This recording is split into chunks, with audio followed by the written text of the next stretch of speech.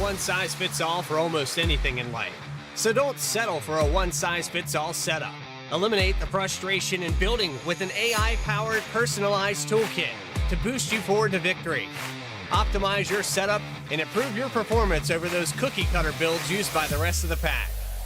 Vantage is iRacing.com's first AI setup builder. Save your time and give back to your personal life. Vantage takes any setup for any track and adjusts it specifically to your needs. Choose from over 100 cars for any paved circuit. A custom-tailored experience that's easy to understand and tested to fit any driver's style. Subscriptions as low as $8.50 per month. And for a limited time, new members get a 7-day free trial with unlimited access to all Vantage has to offer. Let Orange Speed Vantage free you of the endless loop of testing and get you back on track to victory lane. Visit orangespeedvantage.ai to get started.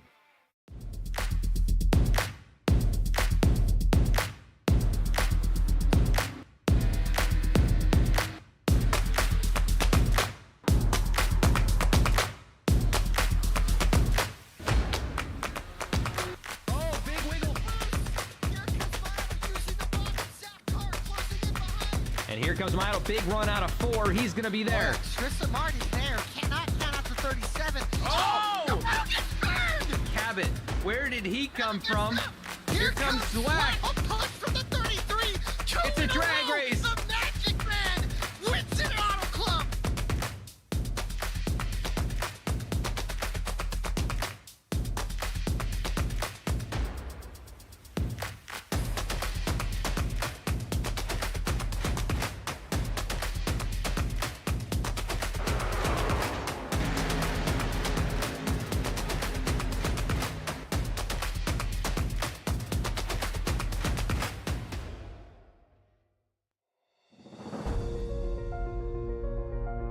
Here tonight, from the world's center of racing,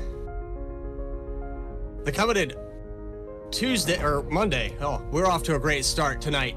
Daytona International Raceway, live from the virtual iRacing Daytona Virtual Speedway is, I have completely lost my words here tonight. It's the Overtake iRacing League Truck Series on Monday nights. I'm your host, Bradley Cooper, and alongside me here tonight is our producer, Morgan Cook, and driver of the Xfinity and Cup Series, Cody Anderson, in the number 42 up here in the broadcast booth.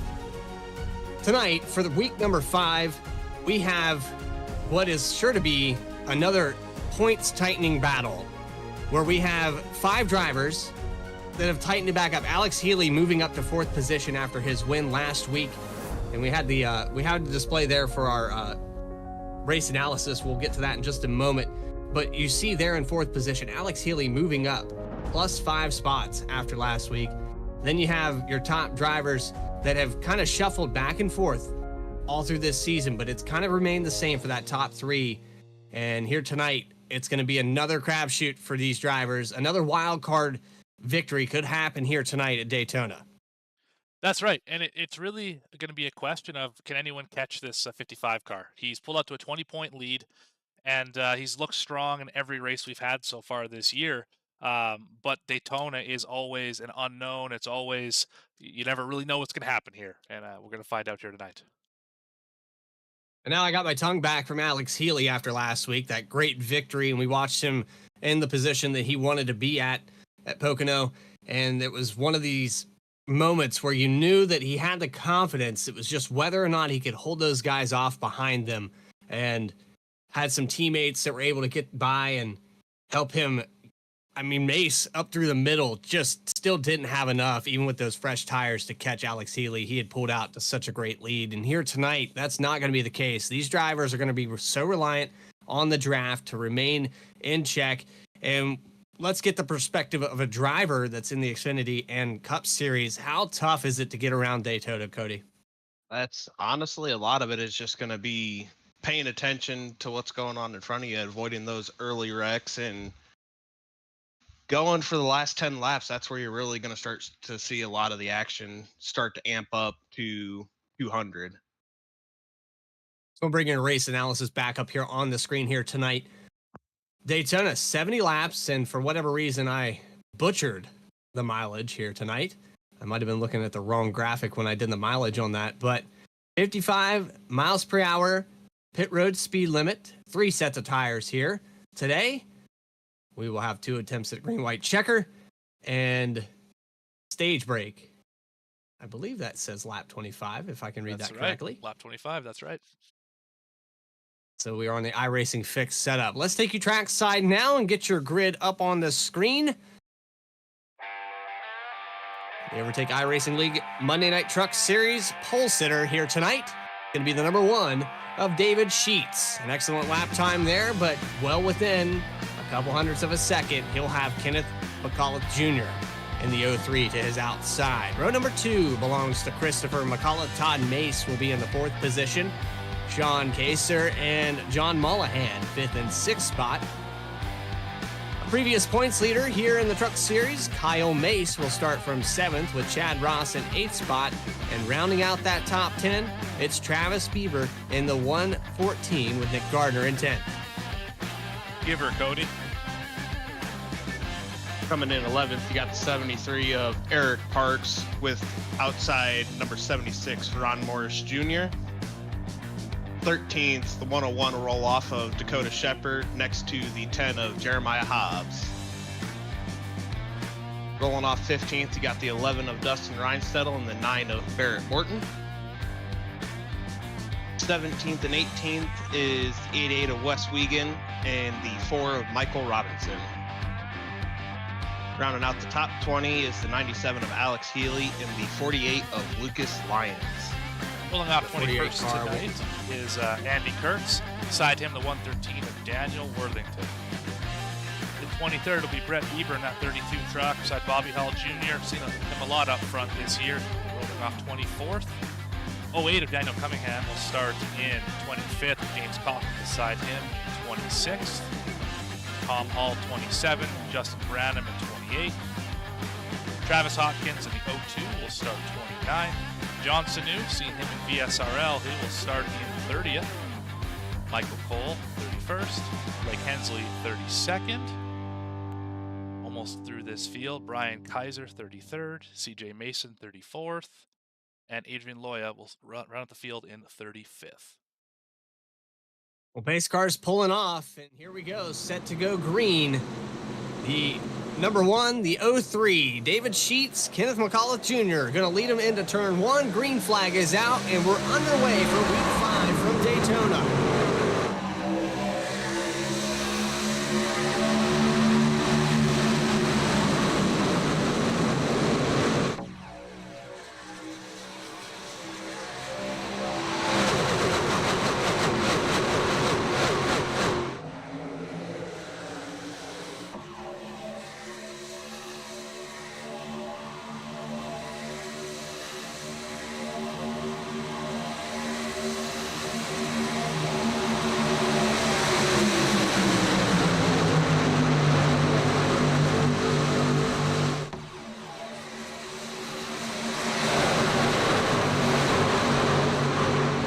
off of turn 4 to lead lap number 1 on the inside. It's neck and neck, but the number 1 of Sheets, your pole sitter, is going to edge out the 03 and McCullough Jr. Christopher McCullough has already found his way to the back bumper on the outside. The 03 and the 04 working together here. 16 of Nick Gardner on that outside line, and moving up to the outside now is the 1, as now the 04 McCullough moves down to the bottom, trying to make some power moves here early in this race. And we talked to you earlier, Cody. You said good chance one of the McCulloughs are going to win this race tonight. Yeah, and looking at it right now with Sheets, Chris, and Mullahan in your top 4 right now, they're occupying both those lines right now, just controlling the pace of this race. Well, and the outside line can get a good momentum swing, but it seems like the inside is the most prevalent when it comes to once these trucks get hot and you can't push as long, the inside really starts to stretch out. You really have to predict when you're ready, and you have to have a good partner to make that pass on the outside. Yeah, you're normally going to look, it's going to take probably about 3 to 4 trucks if the run dies out, if you're 3 wide, but if it's get a decent run, you can do it with just 2, but fairly unlikely that you'll see it with just 2 trucks. We just saw the 24 of Sean Kaser get worked out of traffic. Not sure if he did that purposely, if he was unsure, but lost about 10, 12 positions before he was able to get back up into traffic, and he'll fall back. Looks like 24th position here. Side by side, still up at the front. Daytona always a crapshoot in the turbulence of these trucks. Get a good onboard shot here with Mace in the 55 and show you what he's dealing with right now. It's tough to get anywhere when you're 3rd, 4th back in these rows. You can't go anywhere. You can't touch the guy in front of you, and you're relying on those 2 drivers to keep you in position, because if that 6th truck right now in front of them overheats, they're going to lose 3, 4, 5 spots before they can push again. Mace won't be able to go to the outside to get around that truck. He's just going to have to fall back. It's a traffic jam. Like the hardest part about being in this position where Mace is right now is you can't see the yellow line beside the 6 in front of you, so you don't actually know when the corner's coming up. You see a lot of times this 3rd, 4th, 5th car in line will miss the bottom and drift up the racetrack because they just simply can't see where they're going from this position.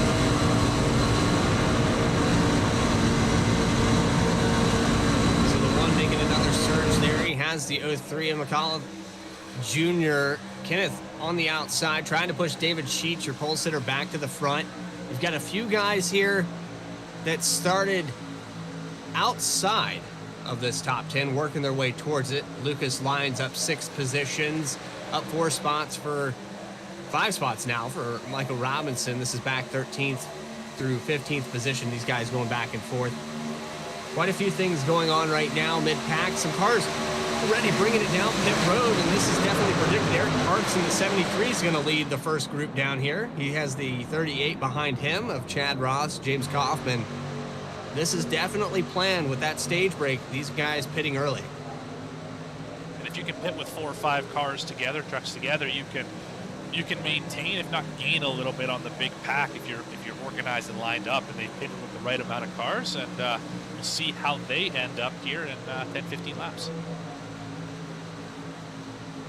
I'm not sure what their fuel limits are, how many laps they can run, but I honestly wouldn't be surprised to see David Sheets and Kenneth McCullough try to get down to the bottom to see that McCullough team drop down to the pits, because they're really good at etching out their strategy for speedways, being able to get on pit road and off very, very quick. So as we transition here, brought to my attention, we do not have the grid. We're on the wrong scene here. We'll get that fixed up for you real quick. We do not have the ticker up on the screen. We'll transition OBS to race scene. And there we go. There's the names up on the side. Thank you, as we have spectators. 7 laps completed. I thought we were doing so well. I butchered the entrance so good today. So it was off to a great start from the very beginning of the broadcast.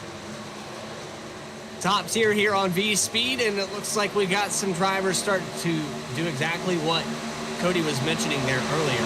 Calling both off on the bottom line. That looks like like they're getting set up to hit pit road here soon as well.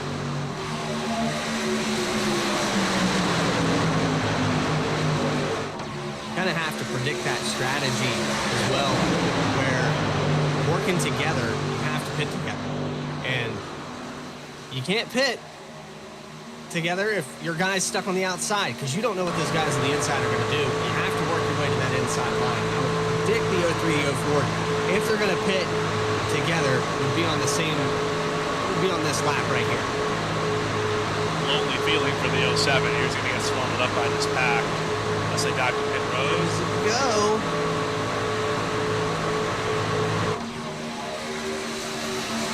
To the outside, 3 wide down the front stretch, everyone able to clear. Not as wide as Talladega. The racing surface here, I believe, only 40 feet wide, if that's correct statistic. I think that's what I read somewhere. 40 feet. And so, very tight when you go through certain portions, especially the entrances to turn 1 and the entrance to turn 3. Kind of a weird, where you press the car to the bottom, it's very easy to wash up. And so you'll see guys, if they get to that part of the track where they have to run it 3 wide, you're going to see people rush the wall. Oh boy, here comes exactly where I thought. And what we just talked about, they've got that truck, the lap car, and I can't quite get a number read on that. And here comes McCullough and McCullough Jr., everybody down pit road for the 03, the 04, the 1 as well. Sheets coming down with them. The 6, there's the 55 of Mace behind them. Storming down pit road on lap 10. Remember, lap 25 will be that stage break. So these guys kind of predicting that. They know that it's going to be tough. With 3 driving through all the pit stops, the pit stalls. Any rules on that, Cody, for driving through stalls? We do have a rule that you're supposed to maintain the right side of pit road. When you're going in side by side, it is a little bit harder to get to that right side, but we want the guys to try and keep as far right as they can. And right here, I was actually watching the 1 of Sheets here. He went side by side out of the exit of pit road and had to drive into the bumps to not get into the side of Mace. Neither one of them wanted to give up the spot, but somebody had to give there before they got into that transition into turn 1, or somebody was getting wrecked. And now you see him right up on the bumper. Not very happy with Mace not giving him the position. And he's riding the back bumper of the 55 as they go into 3 and 4. Back up front, though, Michael Robinson as Lucas Lyons, Jeremiah Hobbs. These drivers yet to pit, all the way down to 13th position. Michael Cole will be the last truck in the 67. He has actually found himself on the verge of losing this pack. He has a couple trucks back there, but they're way back. We're talking about almost 4 seconds. And here they come down pit road. I don't foresee these guys coming down with them. They didn't have the chance to check up. So the third tandem of trucks led by the 48 of Lucas Lyons coming down pit road now. That's, and you got that first group that pitted. They're running that third line with the second group that pitted, and it's going to start to get dicey here being the 3 wide. Alex Healy missed his pit stall by a good probably 5 feet there. And he's going to be down away with Wes Wiegand, and these 2 trucks must have missed their stall. They fall back a solid 1.5 seconds. We're talking about maybe 0.5 of a second. That's how big it grows here at Daytona. They're going to fall out of the top 10. Maybe even the top 20.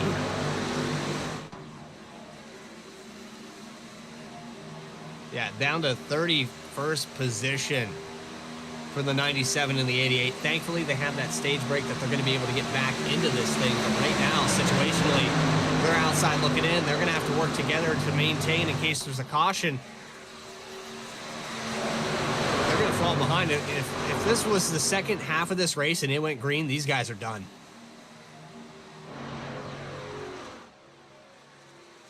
There's Michael Cole. Blake Hensley also coming down pit road in the 31 machine.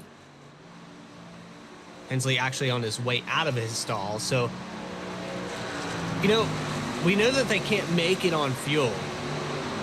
But do you stay out as long as you can and have 4 or 5 trucks that could push and maybe make up some time to have a chance at this stage break? I know that if you really think about it, these guys pitting when they did so early weren't really up to speed. They were working together. They weren't up to speed like they would be if they were all running single file. And so now with pit stops, you can have a tandem of trucks 6-7 long that ran single file and worked together, pull away from the rest of this field, then hit pit road. They would be so far ahead of these other groups. 6 truck off the racetrack there. Mollahan gets shoved below the yellow line by it looked like the 16 of Nick Gardner. Really, that 55 looked like the 03 was trying to come down and 55 was trying to follow. It was one of those 2 trucks on the outside, and maybe the 16 gave him a little push that upset the truck through the tri-oval there. And Morgan, you've been a part of this as well, where you get pushed at the wrong spot of the track. There's a few instances, and it's not as bad as it used to be. The new damage model is a little more forgiving. But there used to be kind of a bubble on the truck where if you pushed at the wrong time, it was guaranteed to wreck you. Yeah, these trucks they're a lot more stable in the last 6 months than they were previous to that, but you can push somebody almost all the way around this racetrack with the exception of the transition off the corner in turn 2 and turn 4. Touch a truck there, they're probably going to go around, and you're probably going to take out half the field with them because they're going to spin back up into traffic. You can push really hard right here, all the way down the backstretch and through the tri-oval, but you can't do it coming off the corners. You see Mace wobbling around back there, and it's actually opened up an opportunity for the 1 of Sheets to get back up to the outside. So now a new taker on the outside going to lead this front. And the 04, the 03 have kind of gotten broken apart here, not able to work together like they were at the beginning of this race. But it seems to be working out okay. John Mollahan, another name that you mentioned, Cody, that has a good chance here tonight. And looking at this right now, they're pretty much just controlling this race to the stage. It's going to take somebody being a little bit overzealous to get these guys broken up to where they're not going to maintain both lines and be able to block every single run that comes along. Well, that's an art right there to plan and wait patiently. Run these laps down. No reason to break these guys up. Let them lead every lap for all you care. They can win the stage, but if you lead the last lap, that's what's important. So right now, you know Mace, he's willing to work, stay up front here, survive the laps, stay out of these wrecks. You got Gardner back there. They're all patiently waiting. But I can guarantee you, with 5 to go, if it's got McCullough on the back bumper, everyone behind it's not going to work with it. It's going to be those guys working with each other. That's inside that to go. You're going to see every teammate jump together with their own teammates, and I wouldn't be surprised if we have in those last 5 laps at least 3 that stay 3 wide for multiple laps. Well, I hope to see that. I hope to see them come out the other side, finish this race under green. But as we approach that first stage, it's looking like McCullough is one of these 4 or 5 drivers up here in the front that's running this right now. You've got 4 of them on the inside, 1 of them on the outside, dictating the tempo for that outside line to get a run. Good chance that one of those 5 drivers is going to get the stage here. A little watch up there from the 03, maybe a mistake. Not sure if he got touched wrong on the exit of 2. But that does open up a little bit of opportunity here. The 55 drops down in front and breaks up this tandem on the inside. Already looking like they're not going to let him win the stage. They're going for the points as well. 16 on the outside now with the 73 of Parks. Another name you mentioned in pre-race, Cody. He's starting to surge up to the front.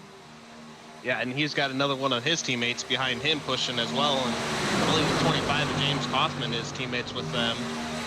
I wouldn't be surprised to see those 3 really get linked together and try and shoot the outside of that 16 and make it a 3-way battle for that stage finish coming into about 5 to go to it. And so unfortunately, we talked about those pit stops and how much of a gap it created. You've got the last truck on this front pack in 15th position. Then the second group, Dustin Reinstedt leading that group in 16th spot. They are almost 11 seconds separate them to 15th. That's quite the gap. 3 down off the track. Uh-oh, we've got a truck off the racetrack. That is the 03 of McCullough Jr. Kenneth McCullough losing the position. He falls back. He's lost 6, 7 more here. They shuffled him out quick, and now Nick Gardner, your new leader, as we approach this stage break. 5 to go. 73 of Parks leaves the 16 out to dry. He has no help. Now the 1's going to catch up to him. A move on the outside by the 48 of Lions. We're 3 wide down the backstretch. This is where it's going to start getting pretty hairy coming to this stage finish. And now Lions left completely out to dry. The 38 of Chad Ross gives a little bump there to Parks, trying to clear the 16. I thought the 16 was going to be out of the picture for a moment. Those guys didn't drop down in front of him, and now he surges back to the lead to lead lap 20. Maybe, I'm not sure exactly who it was across that line. Very close, but now Parks does drop down, and Ross is going to get a surge from the 25 of Kaufman. David Sheets falls back to the 5th spot. Lucas Lyons, who didn't get the help, finds a hole back in the line. Now the 24 of Sean Kaser. A truck that we saw drop out of the line. They're trying it again here.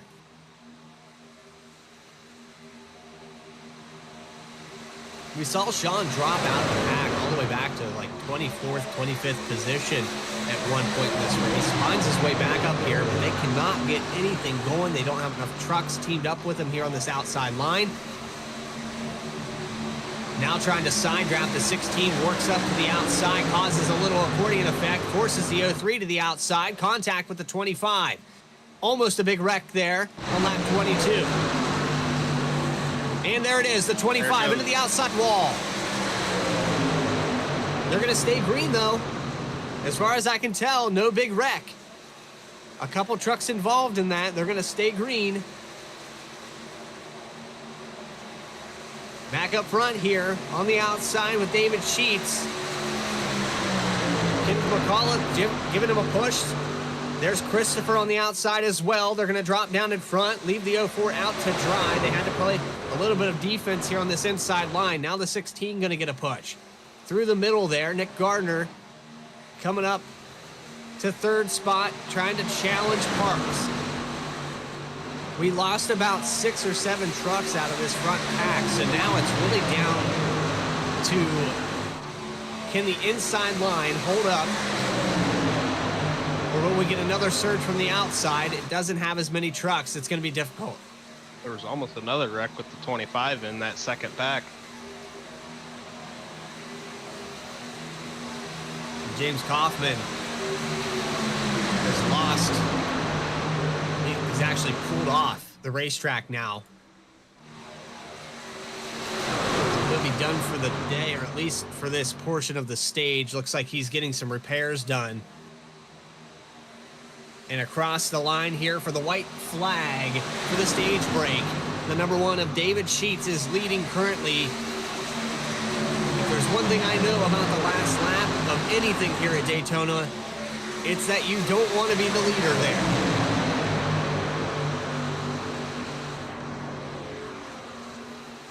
'73 on the outside of Eric Parks. Barrett Morton now into the picture. Up to 4th position. Nick Gardner getting a little bit of help there from the 73. The 04 keeps peeking out here. That's going to break the line. No one's going to go with the 04, and they're going to have no shot here off of turn 4.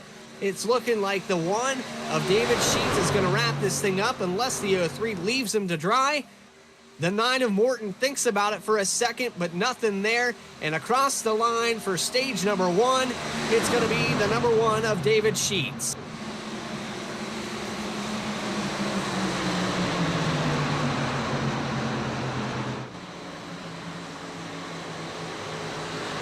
Second spot, going to go to, I believe, well, these guys passing each other under caution, going to make it a little difficult to actually give you who it was at that stage break, but I believe it's going to go to the 73 of Parks. I'm not entirely sure. Maybe Kenneth McCullough was ahead of him far enough there. They were starting to surge back, but the 04, I think he did it on purpose because his teammates were up there. He stepped out of line on that second line and killed the momentum entirely. Yeah, that's just affecting the leaders from back in the pack, and the really good ones can do that, and it looks like it was a mistake, but it was absolutely something that he was trying to do, and he timed it to perfection. The won the stage, and that's what they were going for. Yeah, he did that perfection. It looked like an accident for a second, but no mistake. The 04 teammates with those front two, he knew what he was doing when he stepped out there. He wasn't going to help Nick Gardner and Eric Parks push up past his boys. So well played there on the strategy. It's going to be tough to beat this top four, and hopefully we can get the 04 back up here into this hunt. He fell back to the 9th position for this stage. Pit stops now underway, and the one of David Sheets is going to lead him down.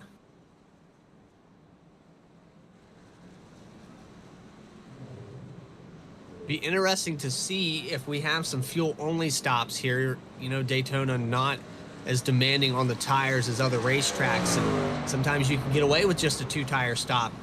But looks like maybe left side's going up on these machines for the 1 and the 03. Right side's going up for the 04.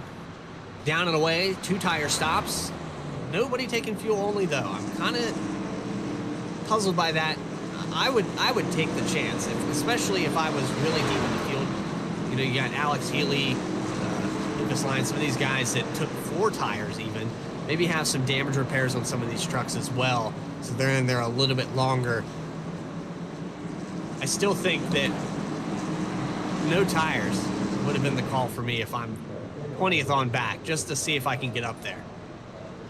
I still would have taken tires here, because you went that first green flag stop where it was fuel only, just to try and get, you know, be out on and off pit road as fast as you could. I think here, since you are going to be bunched together regardless, you might as well get the tires. Track position, while it's important, this is Daytona. You can pass if you have to. You can figure something out. And I imagine the handle will go away on these trucks if you just take fuel right now. I imagine that in, you know, 20 laps, you'll be not liking that choice. I like to gamble. Like to live dangerously, as Austin Powers would say. But here we go with Kenneth McAuliffe Jr.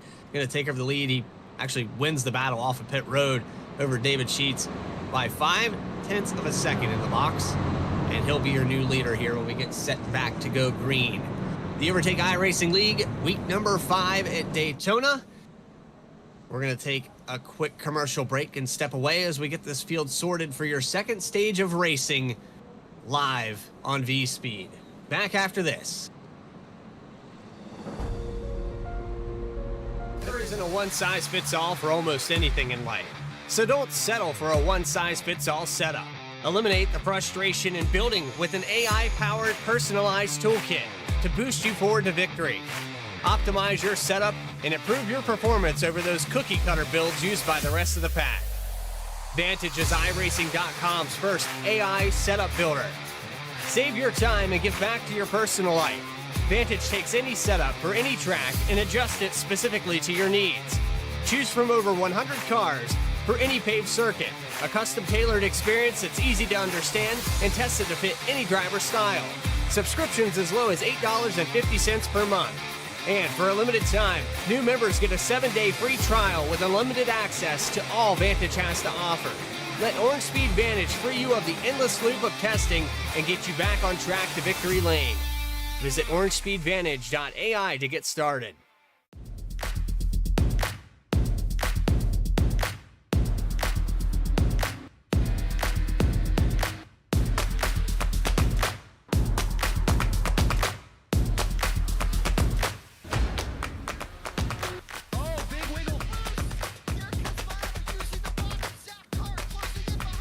And here comes Milo, big run out of 4. He's going to be there. Tristan Marty's there. Cannot count out to 37. Oh! The road gets burned! Cabot, where did he come from?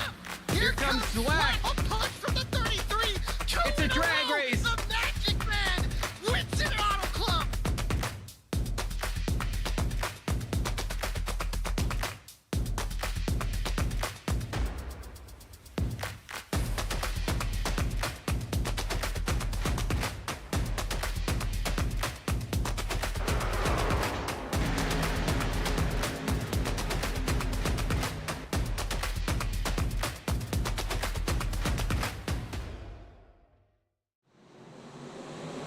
Back live at Daytona, and we're back live in racing. Green flag is out for the second stage of the race. The first stage going really well. Caution free from lap 1 all the way to lap 25. Your stage winner, the number 1 of David Sheets, but already some turbulence here. They tried to get down in front of their teammates, and now they're pinned 3 wide. The 03 and the 04 on the outside of the 6 of Mullahan. And the number 1 of Sheets is going to get sucker hold here. Looking for a hole as the 04 tries to pull down. You see a truck in the background. I believe that is the 58. Maybe that's the 114. Not sure who that was exactly. But Jeremiah Hobbs in the 10 actually dropped down to the bottom of the racetrack. A lot of black and green trucks. Kind of difficult to figure out the name on them. But he didn't want any part of that, Morgan. He saw them guys getting turbulent up there, and he said, no, I'm out. No, it gets sketchy when you see guys shooting the top, shooting the bottom, and you're 8 rows back, and you got nowhere to go other than just turn left across that double yellow and lift off the throttle, get the heck out of there. Denny Hamlin does it a lot in the Cup Series, and a lot of success he has at these kind of racetracks, so that might be the move every now and then. And we watched the Netflix documentary. That's kind of what he was relating that to, and kind of predict the storm. You don't see that very often where drivers are mindful of, okay, I know something's brewing up here. I'm just going to drop back 23 positions, let them wreck, and I'll be back up there at the end. That's why he's had 3 wins here. And so some guys play that strategy, and it backfires. You never know how these races are going to go. This thing could go green from here on out.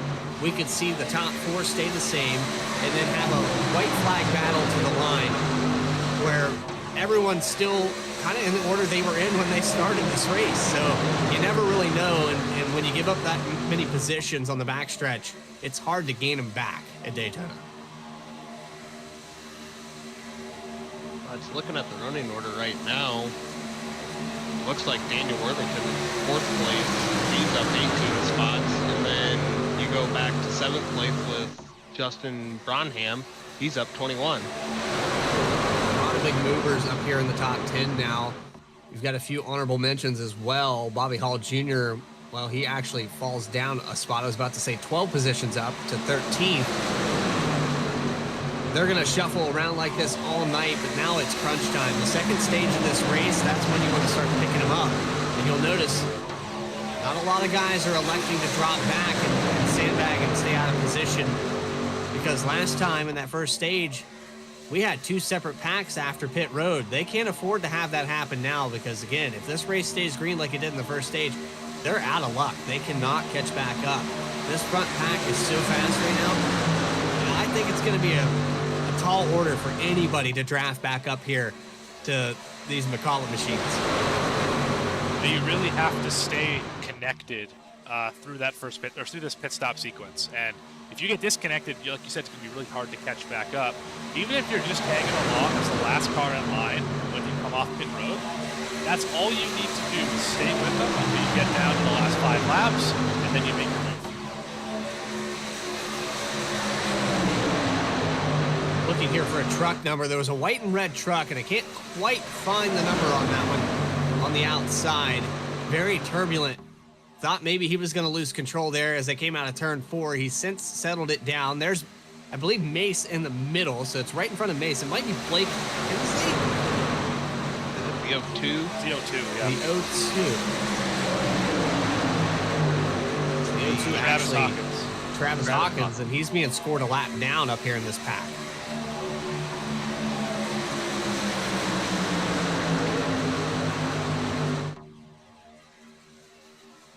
Little move to the outside up front there. That was 113 of Daniel Worthington.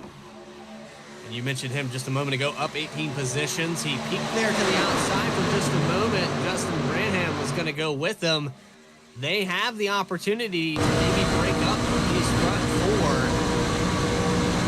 Now I say that, the front 4 actually officially have broken up. The 04 has fallen back the 10th spot, so they've gotten some of these guys out of the way. It's going to get a little bit more difficult for Kenneth to stay up front with David Sheets.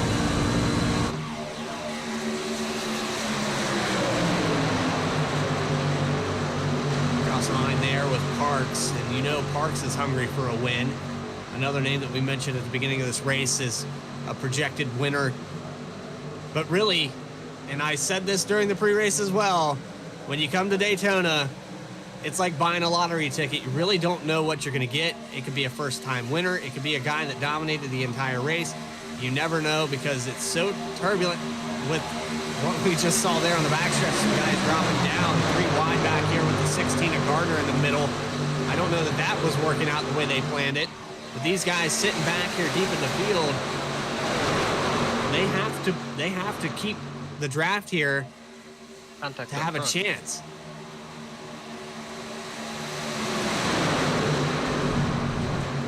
Oh, Flex Motorsports driver off the racetrack, and the 93 across his nose. That's Tom Hall. Down to the inside, green flag stays out. Self-spin, not sure if he had some help, but he's going to try to straighten it back out. Oh, he got help for sure. But we stay green. Let's see if we can go back on an instant replay here with the 93 and figure out what happened to him exactly. Tom Hall all by his lonesome down on the apron there as they came out of the tri-oval. You're going to see, I believe there was a Flex Motorsports driver right here, goes down.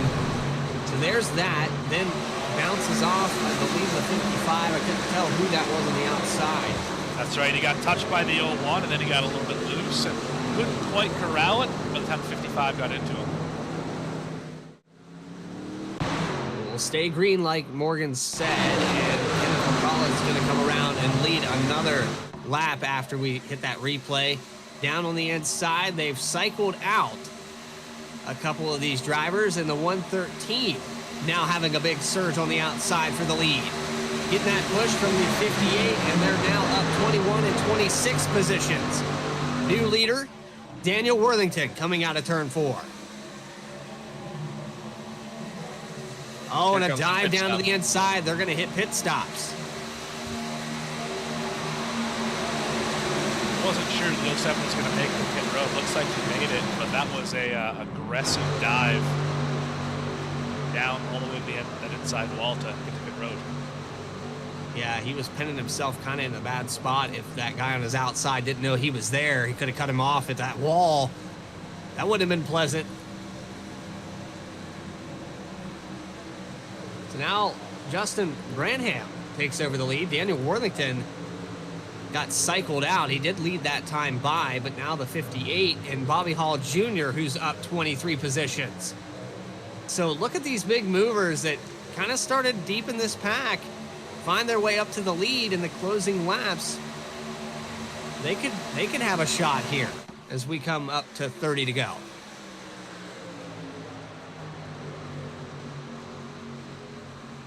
Cody, I see you analyzing. You're doing a lot of metrics here. Talk a little bit about how these guys cycle through like this, because we didn't mention any of these names at the beginning of this race. In fact, the only time I think we talked about them was during the grid. Now they're up here top 3 with 20 plus positions gained. That's looks like a lot of it. Looks like they just will probably back in that second pack when they get that pit cycle. They may have done what we were talking about and just taken the fuel only, but they were so far back with that second pack that it just wasn't enough to get them up into that top 5 area. But I know, like we talked about pitting together, sometimes a teammate can actually make a mistake and then you lose your partner down pit road. It makes it a little bit more difficult. You're relying on other people. I know when you rely on other people, things can go wrong.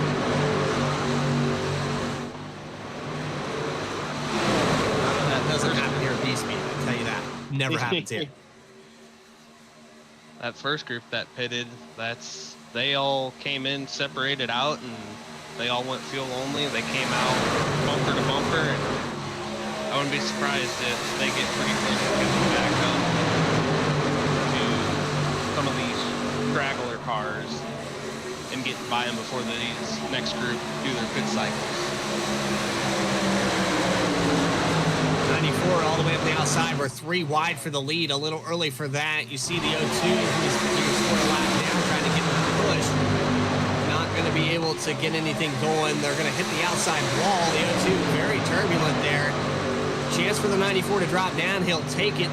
Now the O2 falling back a couple more positions. Flex Motorsports driver on the inside there. I believe that's the 97 of Alex Heatley. No, that's the 101 of Dakota Shepard in front there. Trying to get some draft back up to this mid-pack, just outside the top 10. When do you predict these cars to come down pit road?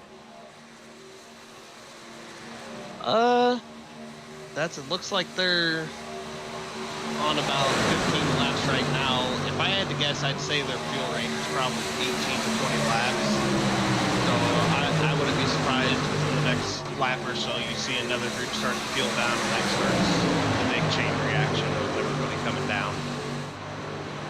I would want to be staying out and stretching this fuel run as far as you can, because I think right now they're fairly efficient with their lap times. I could be mistaken there, but you want to try and gap that pit at first the best that you can before making a pit stop, because obviously when you're stopped, they're gaining all the time on you.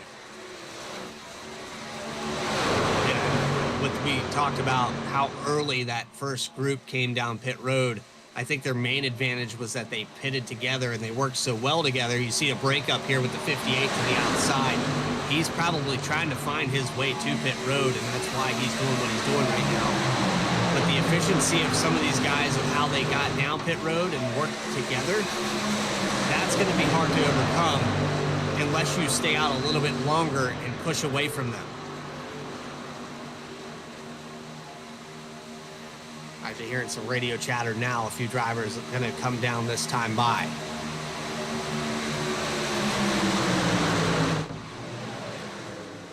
Todd Mace on the inside, the 113 of Daniel Worthington back up to second. Travis Bieber on the outside. Nobody from this lead pack is coming down, so I'm not sure who that was that recorded. Maybe I'm hearing things. But everyone in this top 15 or so trucks stays out. So another lap led here for Todd Mace, and we haven't really announced his name very much, but we have talked about him a little bit on Friday night, where he'll be over at the VRX World Cup, and here tonight leading at Daytona. Todd Mace due for a win. Lots of success for Kyle Mace here in the Truck Series, but Todd's kind of been in that shadow casted by Kyle when it comes to some of these finishes. He's been top 3, he's been top 5. He just needs to get a win here to separate himself from the rest of this group. There's a truck coming down 0-2.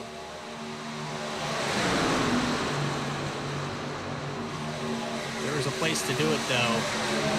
Absolutely equal opportunity for Todd Mace to get the win. Travis Bieber, a little turbulent there, might have got a bump where he didn't want it into 1 and 2. He's going to have a big head of steam, though, coming down the backstretch. Let's see if he can take this position away with a big shove from Lucas Lyons in the 48. Doesn't quite get clear. Lucas must have got hot there, had to back it off with the rear bumper. He maybe needed another foot there to get clear of that 54 on the inside. Now you're seeing where you're waiting for the spotter to yell clear, so you can just yank it down to the left and make the spot, but not so much there. Yeah, we're talking about a couple inches, and he might have made clear at one point there. It just happened so fast. You don't want to take a chance and pull down. That truck on the inside gets one little push from the 113, and it's over. Lions trying it again. They're not going to have the steam that they had last time. These trucks take about a lap and a half to get hot, but once they do, it takes 3 or 4 to get them cooled down enough to get a good bit of steam on the outside.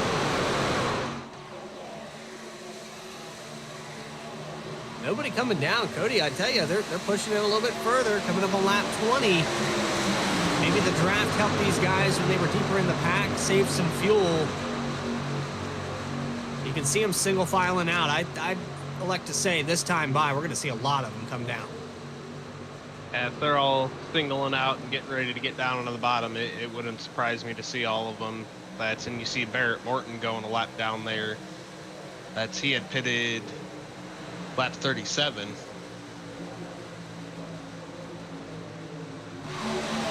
So this time by, we're going to see at least 20 trucks try to come down pit road simultaneously. 48 Lions now dropping down in. This could be the carnage here. This could be the decider for some of these drivers. Only one truck peels off. 2 trucks peel off. That looks like Blake Hensley behind. Couldn't quite get a truck number on that other one. I'll check you at this second. 22 of Adrian Loya. If you're correct on that. And Loya actually being scored a lap down. So checking back up here up front. 54 of Todd Nace, your leader. They're single file out. Let's go back a little bit deeper in the pack. We'll talk about the other group of trucks. That's 20 seconds back for the 6 of Mullihan. He has the 03 of Kenneth McCullough Jr. behind him. The 04, Christopher McCullough, David Sheets, the teammates, all connected back together here, trying to draft back up to this pack. And now here come the pit stops. Here they happen now. Lucas Lyons in, the 54 of Mace, or Todd Mace, Kyle Mace in the 55, Daniel Worthington down. Well done, though. I mean, it's not very often that you see a clean pit for more than 20 trucks.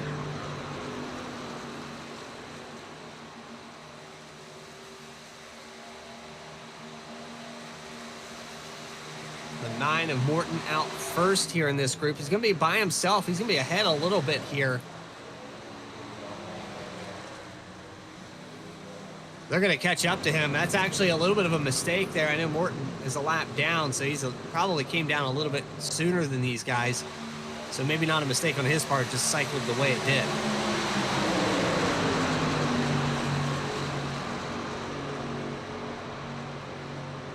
So now the 10. That's Jeremiah Hobbs. Goes by this group on the outside. They pick up a driver in front of them there.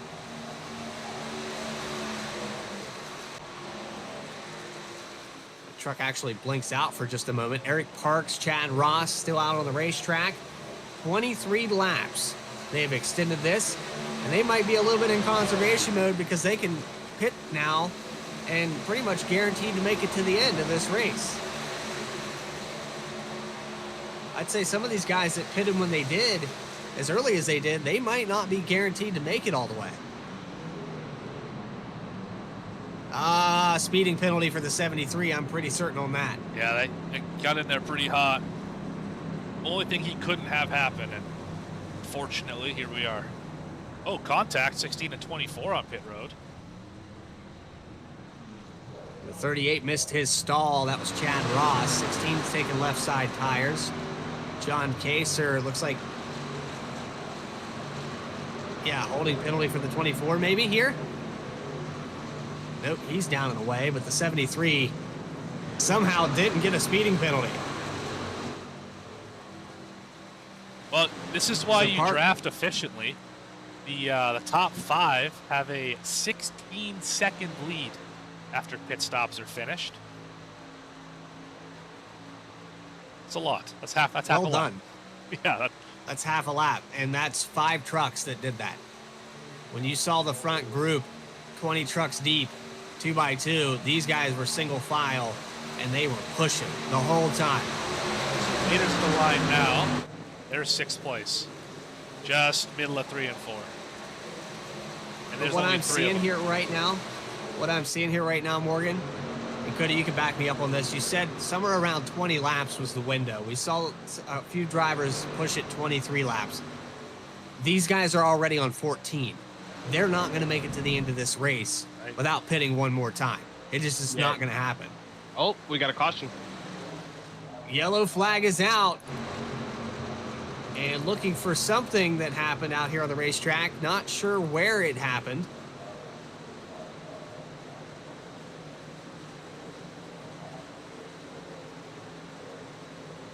I will try to get you a car number here. I want to say it happens between the 02 and the 25.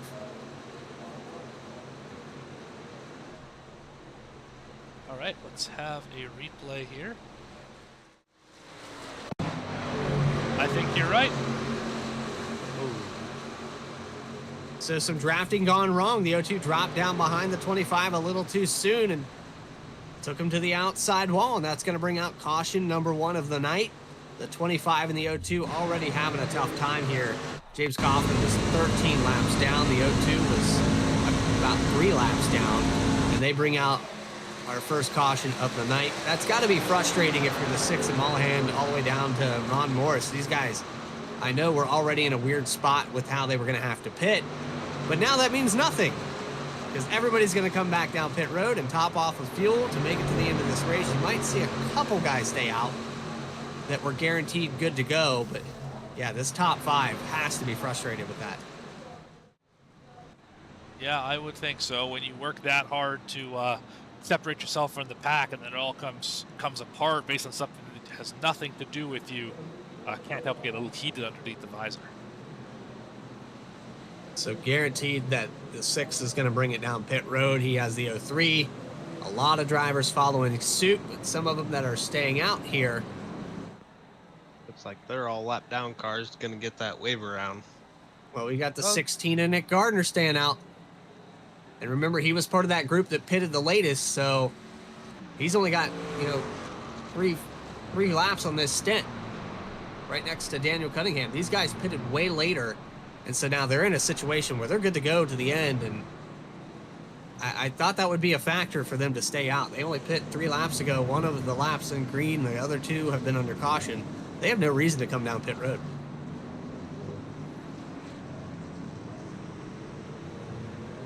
I think they had the right strategy regardless. To pit that late, they could make it to the end where everyone else was questionable or for sure short. And now it's even better because they have the track position on the restart, and all they have to do is just keep everyone else behind them. So we won't know how this cycles out with the strategies. We're going to reset a lot of these drivers all on the same playing field now with the fuel, and Nick Gardner will lead them into turn 1. You're watching the Overtake iRacing League live on V-Speed. We're going to take another short commercial break here from the Daytona International Raceway, and we'll be back for the remaining 15 laps right after this. There isn't a one-size-fits-all for almost anything in life, so don't settle for a one-size-fits-all setup. Eliminate the frustration in building with an AI-powered personalized toolkit to boost you forward to victory. Optimize your setup and improve your performance over those cookie-cutter builds used by the rest of the pack. Vantage is iRacing.com's first AI setup builder. Save your time and give back to your personal life. Vantage takes any setup for any track and adjusts it specifically to your needs. Choose from over 100 cars for any paved circuit. A custom-tailored experience that's easy to understand and tested to fit any driver style. Subscriptions as low as $8.50 per month. And for a limited time, new members get a 7-day free trial with unlimited access to all Vantage has to offer. Let Orange Speed Vantage free you of the endless loop of testing and get you back on track to victory lane. Visit orangespeedvantage.ai to get started.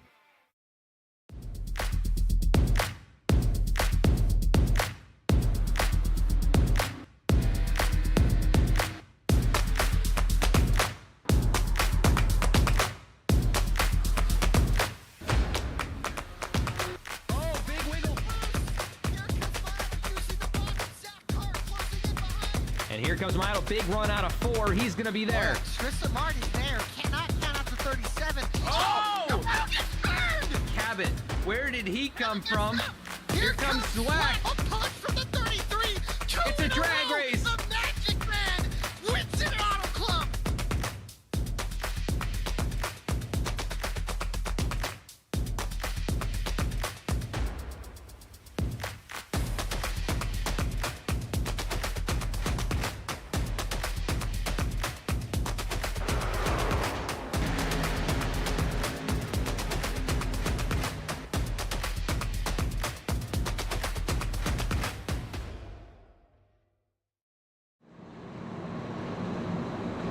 Doubling back up live at Daytona.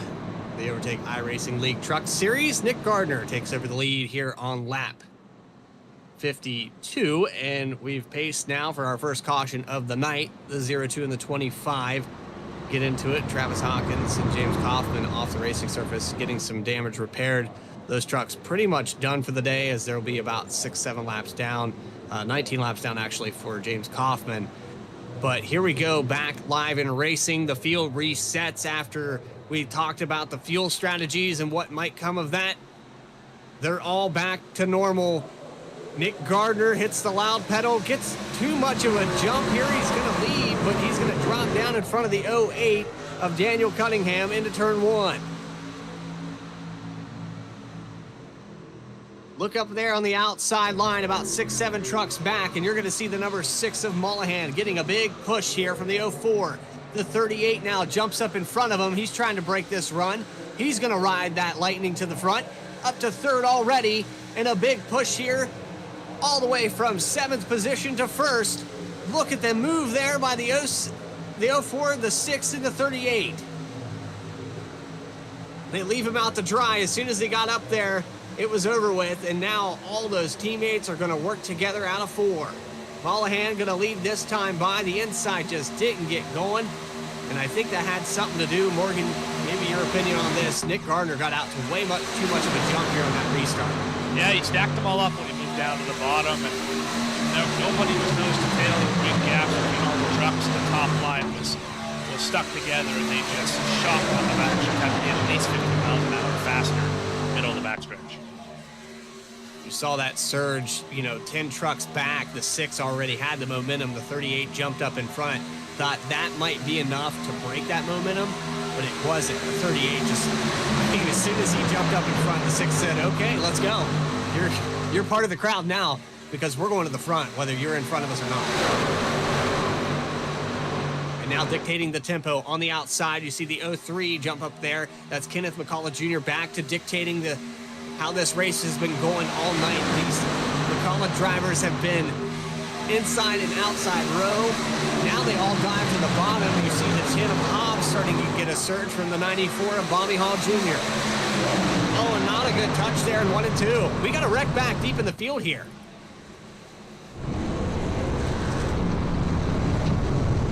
Brett Bieber, Brian Kaiser, Ron Morris Jr. involved. Daniel Worthington, driver we talked about earlier, who's led some laps here tonight. Back on the instant replay. This happens in 1 and 2, so pay attention here mid-pack.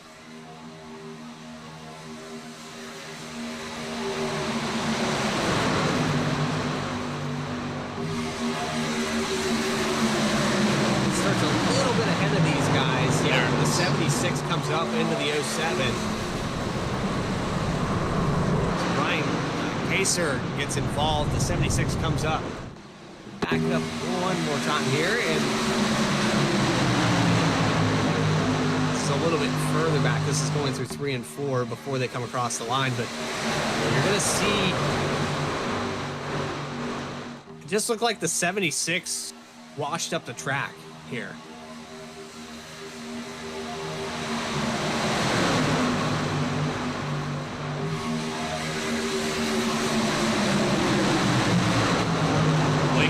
By the 07 got it to him. That's right. And unfortunately from there, a whole lot of cars involved.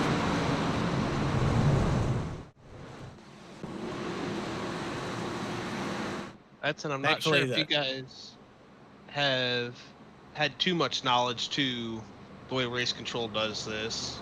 Race control is actually not reviewing these incidents themselves. We leave it up to the drivers to claim it. If the driver claims it, then they'll take the EOL. If it goes unclaimed, well, admins get to look at it at the end of the week, and you're leaving it up to the admins to decide whether it's a racing incident or if you're getting a 5-point penalty or not.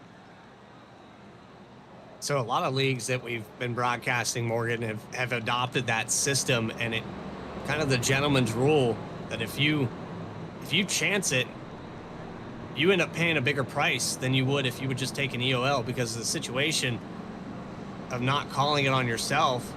And, you know, some drivers, they'll weigh those options, and even if they didn't cause it, will say, okay, I'll take a penalty just in case, because I'm competing for something down the line. I got to think big picture. So BTDY is another one that comes to mind for me when we talk about, you know, the gentleman's rule with calling cautions.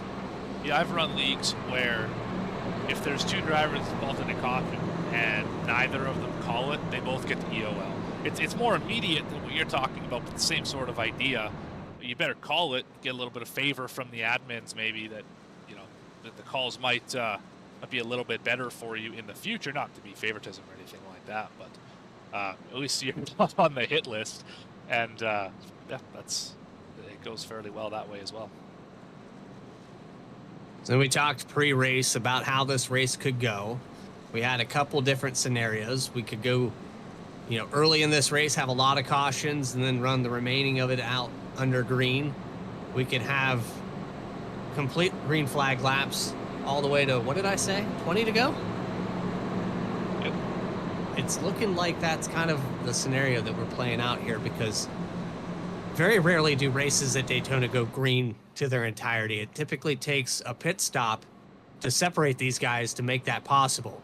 With that first caution with the 02 and the 25 now bunching this field back up, you've got a lot of hungry drivers that are right on top of each other, and we're coming up on 10 to go.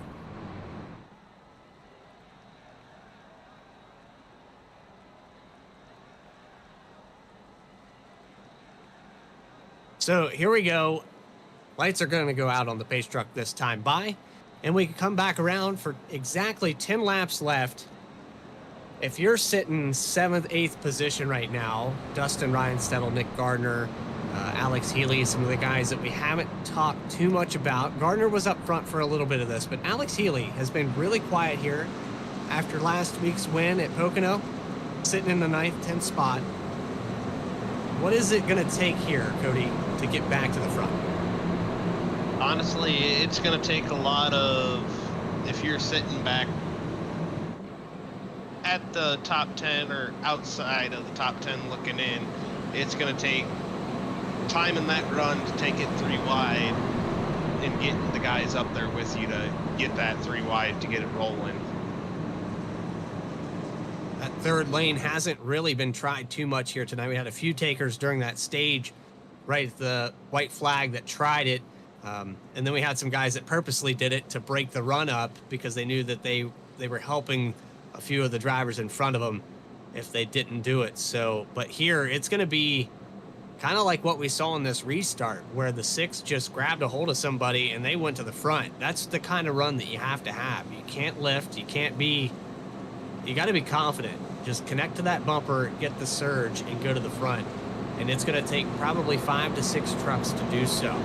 The 03 on the inside, the 6 on the outside. Teammates working together all race long. They're a little bit broken up. Christopher McCullough going to be back in the 5th spot.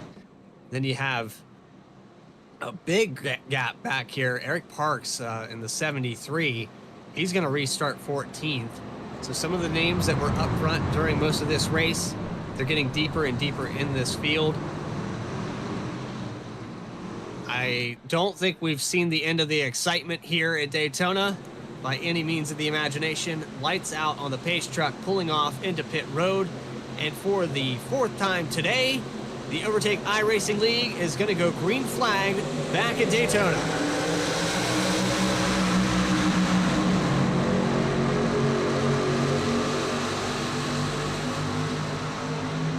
Laps to go. The 03 and the 6 dictating the speed of both lines. Big surge of speed there. The 10 actually gonna get the inside now as the 03 of McCullough Jr. moves up to the outside. The 6 of Jeremiah, or the 10 of Jeremiah Hobbs now getting a surge.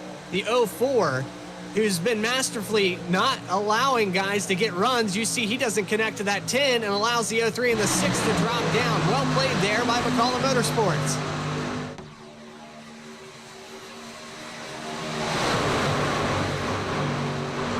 Now Bobby Hall Jr. getting a surge on the outside. The 38 of Chad Ross is going to try to push. Nick Gardner back into the picture. He's running in 7th, but he doesn't have really any teammates up here. It's interesting to see how he's been up here in this top 10. 22 truck off the racetrack in the background back there. But we're going to stay green.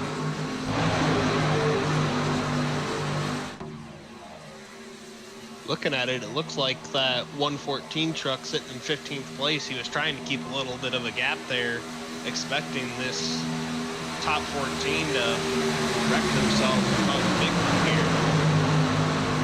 Well, that second tandem of cars is always going to develop. There's no reason for these guys, 17th on back to really push for any reason because they can't go anywhere anyway. That third lane's going to develop ahead of them. I don't foresee any reason. Let's hope they have a wreck for their sake. And it's starting to brew here on the outside. A very turbulent move. Some of these guys trying to dice to the outside line. The 04 now playing a little bit of defense to the 94. They're going to try to separate this 10 truck out of the picture in just a couple laps. That's what they're trying to do right here.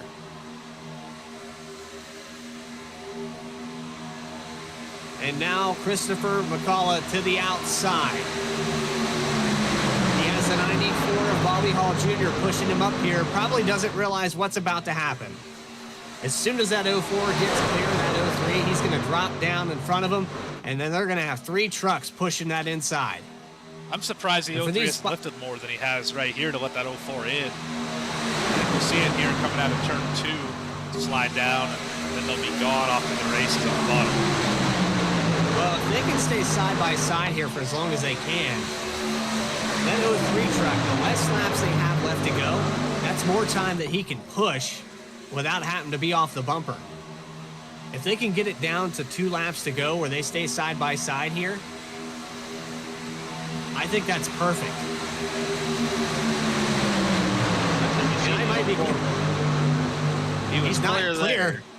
It was for a second, but he didn't want to take it. I think they're just trying to control both those lines, and I wouldn't be surprised. Well, the 94 is enough. They're going 3 wide. Yep. And he gets left out to dry. Nick Gardner thinks about it for a second, but nothing there. 6 laps to go as they cross the line. Tell you what, with every moment that somebody gets shuffled out, that's another driver that's probably going to be...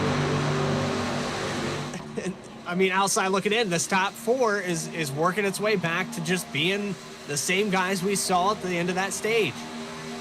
Oh, and up to the top. That's another way to do it. That 6 was getting too hot pushing, so he needed that clean air. And so now the 03 and the 04 are going to push. Can they both clear the 6? 5 laps to go at the line. The 38 of Chad Ross, the first driver that's not part of this group, with no help really. The 16 has nowhere to go. Then you look to the bottom line, the 4 of Michael Robinson. He's trying to survive right now. He has the 10 of Hobbs, but these guys in the top 3 have been working it well. The manipulation of this race is so difficult, but when you can do it like this, masterfully done. The 03 back down to the inside. The 6 truck has cooled off. Now the 38 is tasked again with, do I push the 04 up front? Or do I sit back here and let the third line develop and try to grab another ride to the lead? I think it's going to come with 2 to go when that third line's going to really get that group up there that it's going to need to be able to get that run past the top 3.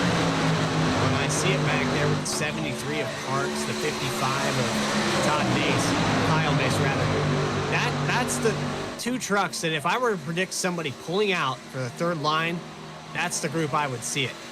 There's the 48. He's maybe letting this truck breathe a little bit here. Really turbulent down the backstretch. Quite a few trucks starting to branch out, trying to get some air as they cool these things down for that last 2-lap push. The 04 actually falling back a little bit here. The 03 jumps up in front of him. This might work for a lap or 2 more, but I don't think it's going to... Oh, and a yellow flag is out. Looks like back here with the 93 of Tom Hall involved again.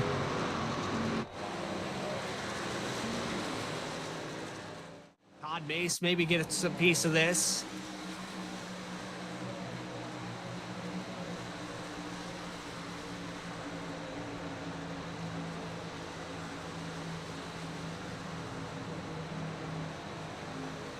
Here they go into 3 and 4. It's getting turbulent right there, and that wasn't really Mesa's fault. I think the 93 might have got a side force or a side hit there.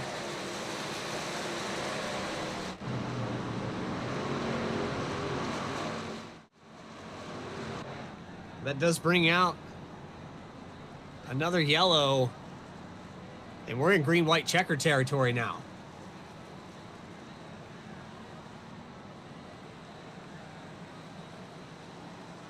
Now what do you do? It's going to be even... Now what do you do? Well, I mean, if you're the 03, the 6, and the 04, you have to have a perfect restart here. You don't want to get out away from each other like we saw Nick Gardner there. Had pulled out way too far. The lines didn't go. And now that we think about it, me personally, that might have been a product of some of these guys in McCullough Motorsports not wanting that line to get developed. They might have checked up deep in the field there and not pushed any issues to get together. And that might have been part of the reason that nobody actually got to anybody's bumpers there in the 1 and 2, because nobody was pushing. And the trucks that have been pushing that, you know, would have been the guys to keep that draft going, they were working on getting together. It's really been a spectacular show of how they've been able, how they've been able to control this race. They've always been up at the front. They're always leading a line and manipulating a second. It's been a really great showing for the McCullough Motorsports team. But you know that there's drivers. Sorry, Cody, go ahead. Looking at it, I honestly wouldn't be surprised to see the 03 take the top line here and put the 6 and the 04 down on the bottom, and see that 03 get a little jump and drop down in front of them. You don't think it's too late in the race for that with the green-white checker and all? I think if he can get dropped in front of them, I think the way they've been pushing all night, I don't think that outside line would get enough of a run. It'd be coming white flag lap where they would have that run, and by that time you'd see one of those three jump back out to that outside line and just stall the line. When you got to think too, back here 4 or 5 trucks deep, you've got the 38, the 4, the 10, the 16, the guys that have been outside of this pack or outside of this tandem of cars that have been running up here all night long. They've been sizing up how they've been manipulating this race. And if there's one weak spot that I would say could play into their favor, it's when those 2 front drivers have been doing the transition. You've seen the 03 do it a couple different times where he'll move up a lane to let the 6 car cool off. If you can get a run during that transition, I think that's your best shot. When the 03 drops down or whatever the case may be, I know that he's probably not going to get hot in time, but if you can get that run out of 3 and 4, because you know the 03 is going to come down if he's up front, that's your best chance to jump out and try to get that third line going, because now the 6 car is completely out of the picture. He's going to be watching the 03 drop down to make sure that transition goes smoothly. That's when you strike, in my opinion. It looks like the 03 is going to choose the inside line here, so I wouldn't be too shocked to see him, the last few restarts that we've had, see him really not get too far out in front and just let the trucks behind him push him to speed up. Well, it's going to be interesting to say the least. Green-white checkered. Overtime here tonight. 70 laps wasn't enough. And here at Daytona, we're going to go green flag, and if we make it back to the line, the race will be official. If we have a wreck before the leader crosses for the white flag, we'll rack them back up again and try it one more time. So 2 attempts here tonight for green-white checker. Lights are out on the pace truck. The 03 of Kenneth McCullough Jr., the 6 of John Mullahan, Christopher McCullough, Michael Robinson, and Jeremiah Hobbs, the top 10.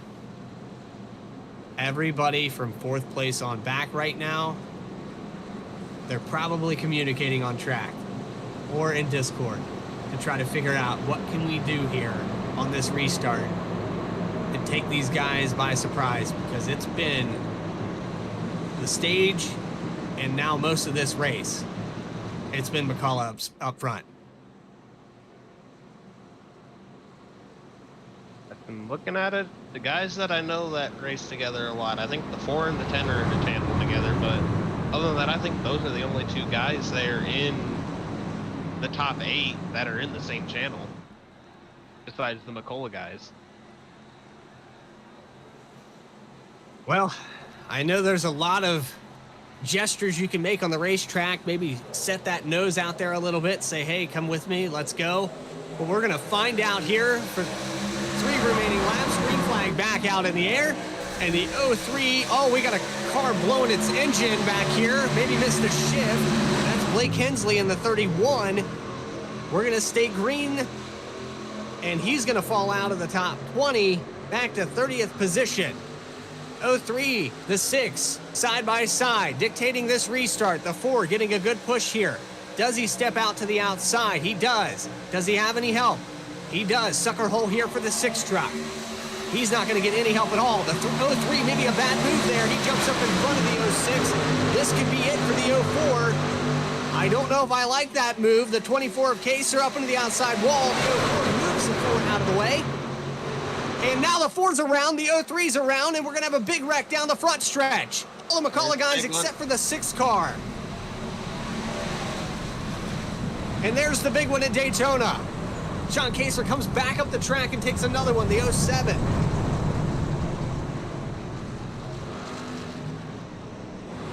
And that's going to do it for a lot of these drivers that were up front all night long. The 03 with heavy damage.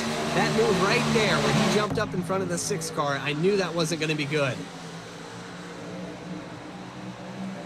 And the 04 forces the 4 out to the outside. I didn't say that 3 times fast, but that's what caused it right there. When all those guys tried to group back up, they got into panic mode, and only one of them is able to get away unscathed here. And that's Christopher McCullough. The 6 is involved. The 03 is heavily damaged here. Here's out the 10 of Hobbs. Car right in front of him. He goes up the block. They're rolling on the outside. The defense a little bit. This is where it all kind of starts with Bradley and Sand. Big run coming. Hit him in a bad spot. Turn him around. Happened just like that. Both those trucks brushed the ball, but before hitting it after the 10 kind of checked him up, and then the 10 was able to get back up to the bumper. Unfortunately, we're not gonna see the 03 be up here for the finish of this race. He's gonna have to bring it down pit road. He probably has a meatball flag. I would say so. Usually you can't miss fenders and be okay. That could be aerodynamically anyway for that 03. Tough break for them, man. They led this whole race.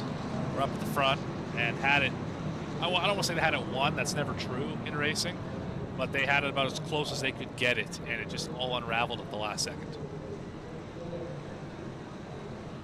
And I predicted that these guys would come down to the bottom of the racetrack and not try to, yeah, it's a shame that the 6 truck gets stuck in the middle.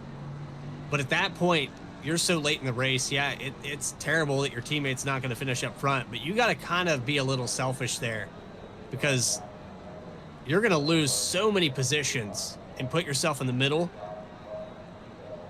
I'm going to stay down to the bottom and play it safe here with the teammate that's directly behind me.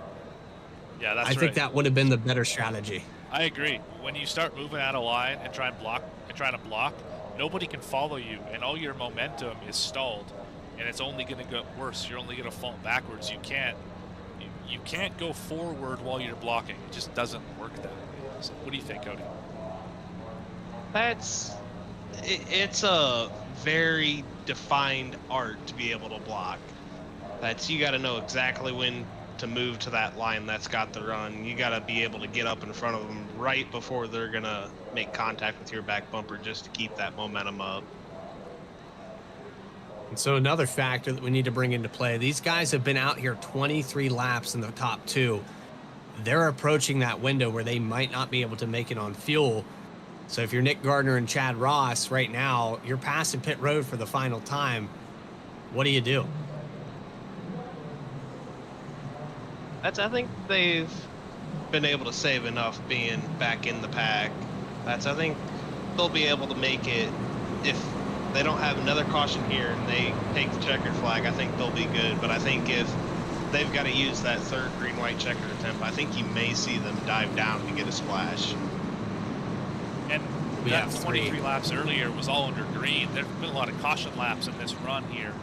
So I think they're fine on fuel. I guess we'll find out if they come sputtering on this restart, but I'm sure that those two cars will make it to the end on fuel. We're about to find out. Double back up. Some new names up here. One of the names that stayed constant, though, Christopher McCullough, now has no help. He'll be on the inside in third position. Chad Ross, Nick Gardner, the front row. Jeremiah Hobbs in fourth. Dustin Reinstedel in the number 11 finds his way up into the top 5 in these closing laps. Lucas Lyons, Kyle Mace, Bobby Hall Jr., Justin Branham, and Wes Wiggin. I picked the 88 when we were talking about this early pre-race. I think the 88 car is going to find his way to victory lane here. Looking at it, it looks like he has some front end damage on that truck, though. Looks like his driver and passenger fender are both beat in pretty good. Don't kill my dream, Cody. Don't kill my dream. Work is cut out for heavily regardless. Yeah. Pretty deep in the field here, but nonetheless, he's got some guys around him that can absolutely help him. They also have some damage, but he's got a couple teammates here, and the possibility is there for Flex Motorsports. Alex Healy just behind that, so they could try something here. Alex Healy actually being the cleanest of those Flex Motorsports guys on the outside. Green flag about to come back out.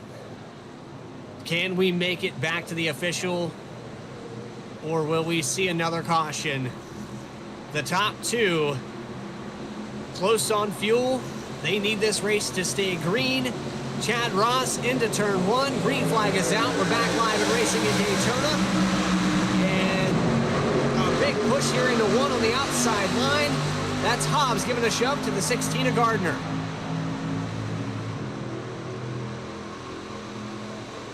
Already, Lucas Lyons branching out there, looking like he was going to take him 3 wide. He can't do it yet. They will not get the run if they do it now. They need to get up to speed first. That's not going to work. And now the inside line is going to prevail down this backstretch. Great run here for Chad Ross. Nick Gardner going to break it up there. Now back down in front of the 10 of Hobbs. So that outside line didn't work, and this breaks up the momentum. White flag up in the air. Can they make it to the line? Side by side here for the 16. The 10 giving another push. And here comes the 38 car to take the white flag. Chad Ross has the 04, who's been up front for most of this race. No more help from the teammates. And another surge here for the third line. The 94 breaks it up. No one goes with him. Gardner going to try it one more time down the backstretch, and Hobbs is devoted to the 16. Can they get by? Big push here, wagging back and forth for the 16 of Gardner. Another breakout. That's going to break up the third line again. Nobody's going with these cars. They need to get going. It's not going to work. The 38 car looking good here for the end of this race. Does the 04 step out? Does Reinstedel go with him?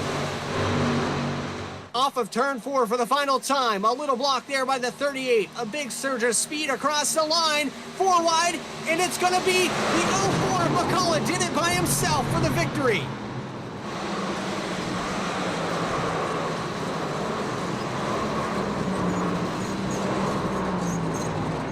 He did that all by himself.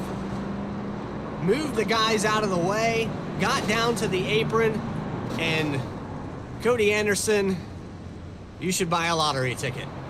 I think I should. I was counting him out. He has no truck to even celebrate with.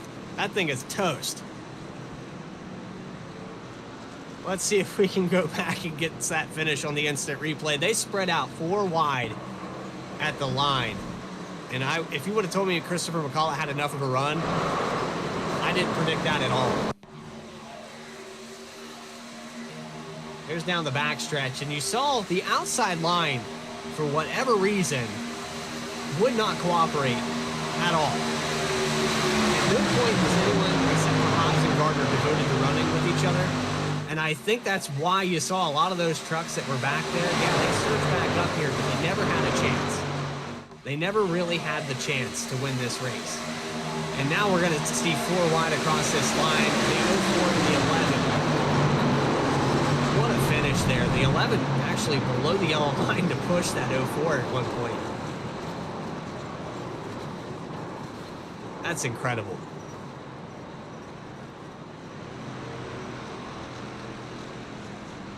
Again, did it, I mean, really, he didn't do it by himself. I said he did it by himself. I meant that he had no teammates. He wasn't able to manipulate that outside line.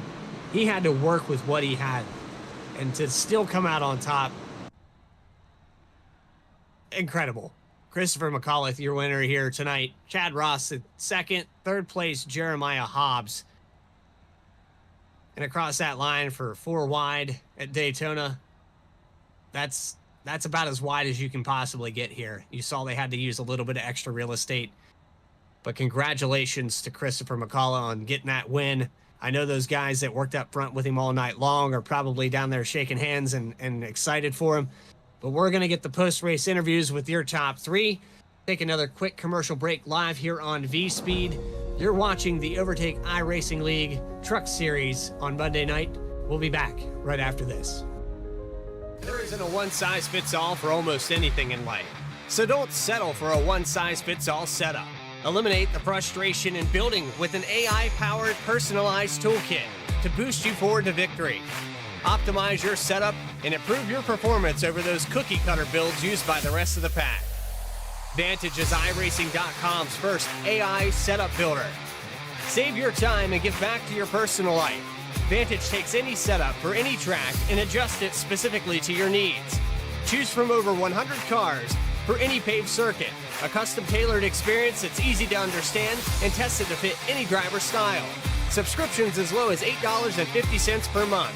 And for a limited time, new members get a 7-day free trial with unlimited access to all Vantage has to offer. Let Orange Speed Vantage free you of the endless loop of testing and get you back on track to victory lane. Visit orangespeedvantage.ai to get started.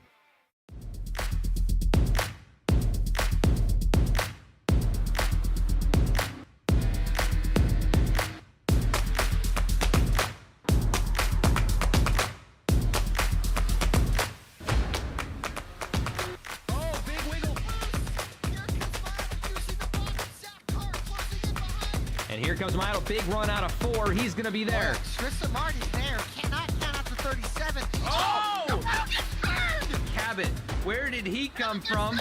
Here comes Slack. Slack. A push from the 33. It's a drag race. The Magic Man wins it Auto Club.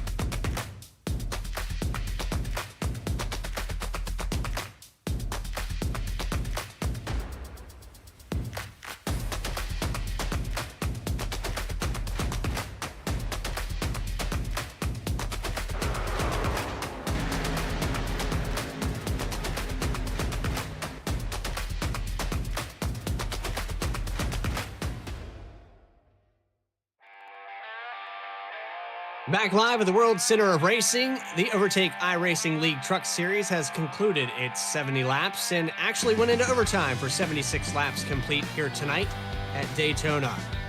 The final finishing order up on your screen with Christopher McCullough winning the race. He had help from the 11 of Dustin Reinstedel that's going to finish 4th. Chad Ross in 2nd, Jeremiah Hobbs comes home in 3rd. Then it's David Sheets for that top 5. Kyle Mace finishes in 6th with Barrett Morton 7th. Nick Gardner falls back to 8th spot after the outside not being able to get organized enough. Lucas Lyons in 9th, and Justin Brenham is going to round out the top 10. Starting with 11th, you had Bobby Hall round out that 11th spot. Eric Parks coming home 12th. Wes Wiggin coming home 13th. Dakota Shepard 14th. Alex Healy 15th. John Mullahan, after being caught up in that wreck, still gets top 16. Daniel Cunningham in 17th. Ron Morris Jr. 18th. Todd Mays 19th. And Daniel Worthington rounding out your top 20. CJ Mason, a name we didn't mention here too much tonight, is going to round or go in the 21st position. Travis Bieber, who was up front for a few times, 22nd. Andy Kurtz, tough break for him, 23rd tonight. Sean Kaser got involved in that second to last caution, and he'll finish 24th with Brett Bieber also involved. Quite a few of these drivers were involved in that big wreck there to set up the first green-white checkered. You have the 93 of Tom Hall, who got involved in several different wrecks. Kenneth McCullough Jr. in the 03. Unfortunate for him, he led a lot of laps here tonight. He's going to finish 27th. Michael Robinson was also in that big crash in 28th. 29th will be Brian Kaser, as well as Michael Cole in 30th. And we have 5 more trucks out here on the racetrack. Blake Hensley, who popped the engine there on that last restart. Adrian Loya, tough break for him. He was up and down through the field several times tonight. He's going to be 6 laps down in 32nd. 33rd, Travis Hawkins. James Kaufman, very early exit for him. And John Sanu did not grid here tonight in the 186, and he'll round out the field of 35. We're caught up down on pit road. 3rd position finisher here tonight, Jeremiah Hobbs. And we have Cody Anderson down there in the pit stall with Jeremiah. Take it away, Cody. Jeremiah, Cody, Bradley, Morgan up in the V-Speed broadcast booth. You got a copy? Yes, sir. So just take me through what was going through your head coming out of turn 4 there, taking that checkered flag. Really, it was just kind of every man for themselves. The previous wreck with Michael, my teammate, was that was just wild to begin with. So going into that last restart, it was like, well, I ain't got no help, so it's every man for themselves. And luckily with McCollum and all them kind of being separated, it was actually nice. So it was kind of just coming out of 4, get to the line and bring the steering wheel home, I guess. And I was lucky. I looked down, saw I got 3rd, and I was like, I'll take it. That's throughout that race. Did you think at all that you were going to be up here towards the end? Were you just waiting towards the end to start moving? Definitely. I would mostly say so. I mean, every week we come in with the same mindset of as long as we follow through with our strategy, we're going to be top 10. Even if we're riding around top 25 all day, if all the chips fall where we want and everything comes the way we want to go, then we're going to be in the top 10. And luckily for tonight with that caution, late kind of in that green flag run, everything just set up for themselves. It was just kind of more unlucky with the moves late with about 15 to go. But no, it's more of a confidence. I think us and our team with Michael and Adrian, we kind of just always come in with the steady mindset of as long as we just do what we got to do, and just we'll be ready for anything that comes towards us. Alrighty.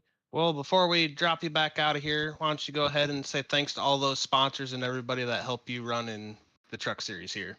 Of course, I'd like to thank the league and, of course, you guys up in the booth that put on an amazing show week in, week out. We appreciate it, of course, of all us drivers. I don't know if we preach that enough, but if, of course, Adrian and Michael back, and my boys racing, and then all my boys at home, 303, and then Hobbs Racing, of course. And just really just appreciate you guys. And like I said, you guys are amazing at what you guys do, and we appreciate all the work and effort you guys put in. So, thank you. That was the 10 of Jeremiah Hobbs coming in 3rd place. Congratulations to Jeremiah Hobbs, and thank you for the kind words. 3rd place finisher here tonight. We're moving on to 2nd place, the 38 of Chad Ross, and we have Morgan Cook down there on pit road with him. Hey, Chad Ross, you got a copy? Yes, sir. I got you. Hey, this is Morgan up in the V-Speed booth here. So it looked like you were in the catbird seat coming to the white flag and really on that entire last couple restarts. What did you need to do different to come up one step higher on the podium tonight? I just needed to throw a better block there at the end. I knew Chris was. I appreciate him staying with me that whole time. Neither one of us really had teammates up there, and we raced together a lot. So I was pretty sure he was going to stay with me. I was hoping that top lane would stay close enough to keep him boxed in, but once that fell apart, I knew he was going to make a move off of 4, and I blocked. And I think I blocked a little too much, because he got back under me. So, but I'll take it. Right on. Well, you started in the top 10, so you kind of stayed around that top 10 the whole time. I don't think we really ever saw you at the back of the field. What did you have for a strategy tonight that you thought was going to get you the win here? I tell you what, we had it. Me and Eric, my teammate, we were on the same strategy. My other guys got wrecked out and they were kind of on their own, but we were going to make it if it went green from the stage, or at least we thought we would anyway if we drafted. And we thought that was going to do it, but then of course you had all the cautions at the end. So after that, it was about beating Team McCullough because they're the masters on these plate tracks. They run them 10 times a week. So um, luckily, a bunch of them got wrecked out. So I knew it was just me and Chris. And like I said, we run together all the time. So I figured it was going to be one of us. Yeah, well, you put on a show out here tonight. You definitely gave it your all, and unfortunately came up just a little bit short, about a fender that the 04 got you by. Who do you want to thank for this race tonight? Anyone you want to shout out? Hey, it was I think my first time talking to you guys this season. So thank you for the good job you're doing. Thanks to Alex and Cody and Dave and all the guys putting it on. All my guys on Team 3, Eric Parks, Jim Kaufman, Brian Kaiser, and Stephen Page couldn't make it tonight. He's watching at home. And say hi to my dad who's watching at home. Right on. Well, good run tonight, and hopefully we'll see you up here plenty in the V Speed booth in the future. Hopefully very soon. Right on. Back to you, Bradley. Second place finisher tonight, Chad Ross. Congratulations to him. And that brings us to our final and victory lane. The winner of the race tonight, Christopher McCullough. I thought you were pretty much done for when you saw all of your teammates disappear around you. The big wreck there that brought out the final green-white checker. But you had the means and the knowledge here at the restrictor plate tracks to still pull out the victory. And you did it in the tri-oval, touching that yellow line. Yeah, that was first of all, that was a very wild race there. It was a lot of hard racing. I wasn't sure of the yellow line rule, so Chad moved up and left me the bottom, and I just couldn't go no lower. So I know we made some contact, but we all made it through and no hard feelings. Well, and we go back to how you guys dictated kind of the tempo of this race throughout. You had your teammate kind of get sucker hold. And so the 03 jumps up. You jump up in front of that. You're the only one that makes it out the other end of that. Take us through the mentality, because I know that teammates want to stick together, but we're coming up on the white flag there. Was it that important that the 6 car stayed with you guys? Was it going to be one of those things where you knew you could win as long as you guys stayed together, or was it just, every man for himself and then it just got jostled around? Yeah, once once they split Mullahan and he dropped like a rock, Kenny just reacted and moved up. Um, I know he wishes he would have stayed down just because he feels like that would have been an easier win with me just pushing him there. But first of all, I gotta apologize to Michael because when I moved up, I got into him just a little bit. So I do want to apologize to him. But I think we'd have been fine in the middle. I know how hard we can push and how fast we can go. And I felt like we had plenty of time to get momentum up and probably get at least a 1-2, maybe top 5 for Malahan there. Yeah, and it's really tough to see your teammate get stuck in that hole in the middle, because you know that if you guys don't go up, after seeing you guys up front all night long, it's nobody's going to jump up there and try to help the 6 car. You are really the only ones that are going to do that. Yep. And these races, we do a lot of this style racing, and having a solid team is a huge benefactor. Like I said, if Kenny could go it back, I doubt he would move up. And if he don't move up, then I don't move up. I could stay there, but I know Kenny was a little lower on points, and I'm a lot higher up. So we're trying to make sure he got some points and got a decent finish there. But I mean, it's just decisions you make in a split of a second. Sometimes it works out, and sometimes it don't.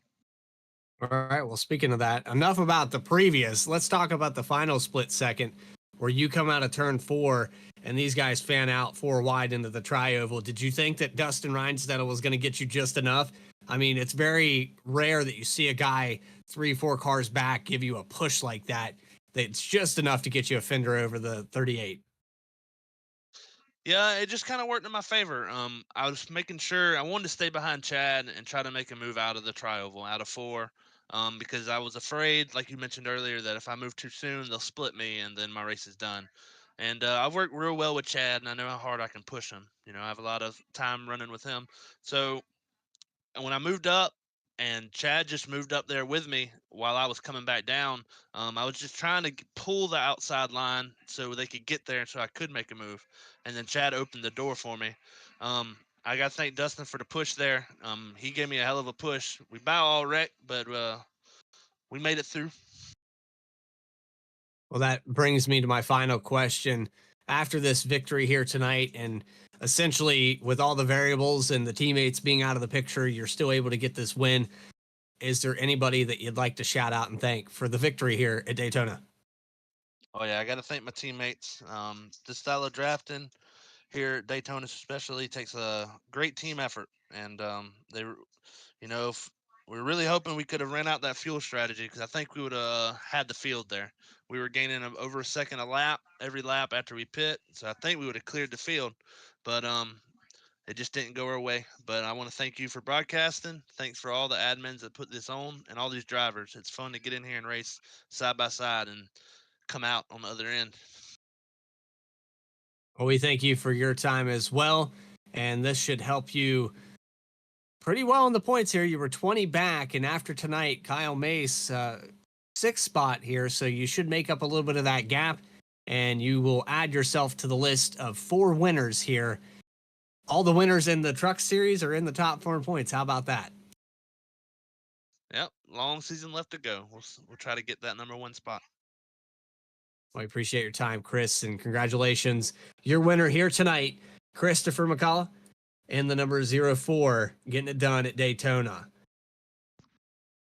So, Cody, Morgan, we watched the fireworks. We watched the end of this race. You should buy a lottery ticket, Cody. Absolutely. I think I kind of maybe could get a little bit of that because I predicted how this race might have went. With 20 to go, I almost called it to the number. A lot of predictions here tonight, but ultimately V-Speed was on point from the green flag on to the end. Morgan, any final thoughts of this race here tonight? Wild finish. It always is when you come to Daytona. You never know quite what to expect. Obviously, we did pretty good making our picks tonight, the ones to watch. But great race, this OiL Truck Series, and on to next week. On to next week it is. So we hope you enjoyed tonight's broadcast of the Overtake iRacing League Truck Series. If you did, make sure you hit that subscribe button to V-Speed so you never miss a single race. And join us tomorrow night as the Overtake iRacing League Xfinity Series comes to you live at 9 p.m. There's the schedule up on your screen. We'll be going to Richmond next week for the Truck Series. And tomorrow, it's going to be... Help me out here, Cody. Where are we going in the Iowa in the Xfinity Series? And that will be at 9 p.m. Eastern Time. But for everybody here at V-Speed, I would like to thank Morgan Cook, our producer, pushing the buttons, co-commentating here tonight, and our guest in the booth, Cody Anderson. I'd like to thank Adam Baker for everything he does in the background at V-Speed, and Eddie Smith, our other producer. This is Bradley Cooper telling you guys to have a great rest of your week, and we'll see you tomorrow night. Take care, everybody. There isn't a one-size-fits-all for almost anything in life. So don't settle for a one-size-fits-all setup. Eliminate the frustration in building with an AI-powered personalized toolkit to boost you forward to victory. Optimize your setup and improve your performance over those cookie-cutter builds used by the rest of the pack.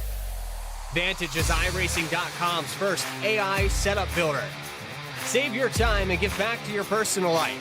Vantage takes any setup for any track and adjusts it specifically to your needs.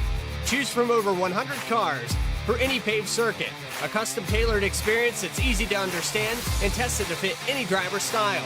Subscriptions as low as $8.50 per month. And for a limited time, new members get a 7-day free trial with unlimited access to all Vantage has to offer.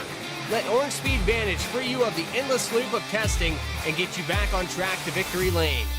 Visit orangespeedvantage.ai to get started.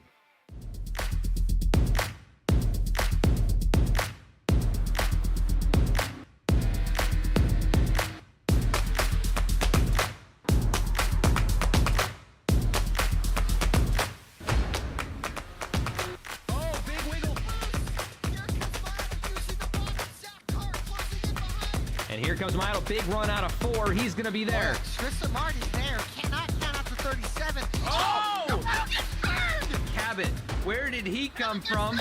Here Here comes Dweck. A push from the 33. It's a drag